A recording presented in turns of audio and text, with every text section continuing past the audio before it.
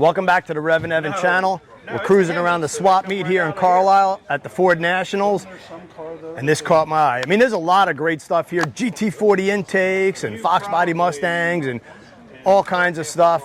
Typical swap meet, but this one's way bigger and all Ford. But when you walk by and you see that, it stops you in your tracks.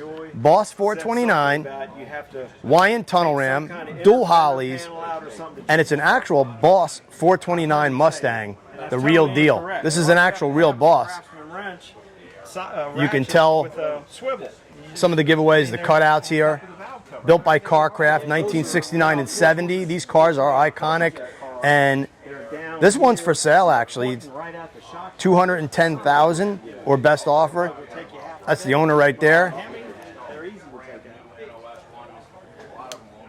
I started looking at the car. Got Dan Grip on camera today, and I was like, Dan, I think I did this car. I think this car from Florida. And Dan was like, nah, man, that car was all lettered up.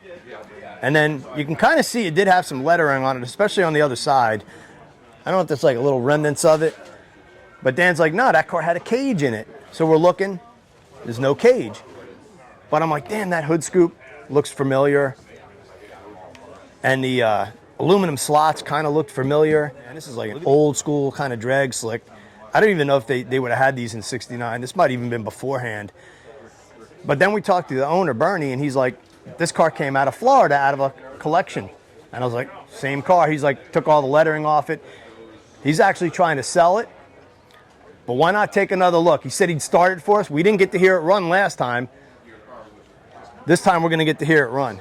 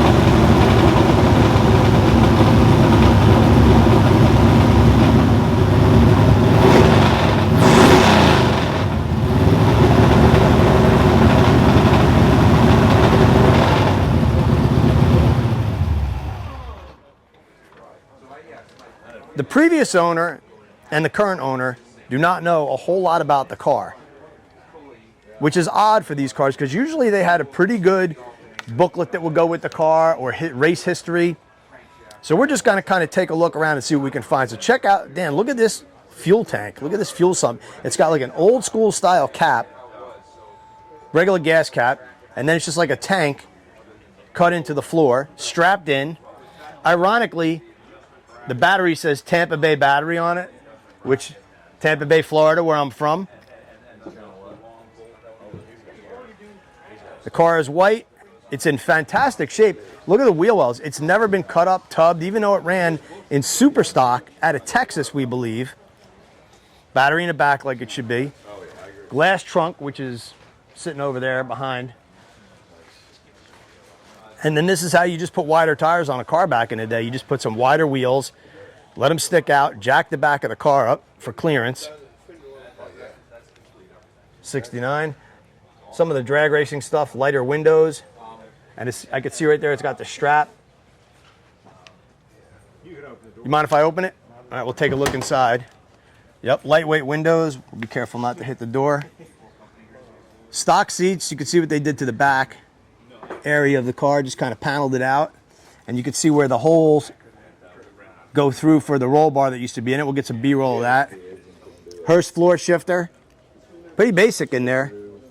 It's got an aftermarket steering wheel. Bernie, was there a tack or anything in it when you got it? I haven't changed anything, just the factory tack that's in the gauge box. Okay. Hey, and if you're watching the channel, this thing is for sale. You can own this thing. There's room in the price to restore it too, because these things are worth about $500,000 done right. This one's $210 or best offer. There's the phone number right there. You can contact them. Personally, I'd leave it alone. I love drag racing. I'd try to find out the history, but look at this 429 lump. Hawaiian tunnel ram. Pretty clean, actually, under the hood. A couple of hollies up top. And let's take a look at the book. There is a book that goes with the car that just has some photos. So I guess this is the Marty report on it. So $4,975. Built in Dearborn, Mustang sport roof. And you can see royal maroon paint. I guess this car was originally maroon. Black interior. Build date January 22nd, 1969. There was not a lot of options on the Boss 429 cars. They all came with that 375 horse Ram Air engine, 4-speed transmission from the factory. And then here we'll bring this into the light. Put the water down. And what kind of exists is one of the first 200 built, documented, Marty report 4-speed, which they all had 4 speeds. And then here is a picture of it in race trim. And I'm going to guess pro. Dan, what do you think? Was that pro stock? Did somebody run pro stock with this thing? I'd say with the tunnel ram, yeah. With the tunnel ram, yeah. And pro stock back then was not like pro stock today. Pro stock, every garage had a top fuel car or a pro stock car out of it. It was not as hard like it is today, where it takes millions upon millions of dollars to be competitive in pro stock. There's that 429 engine, which it pretty much looks the same right now. Here's some color photos.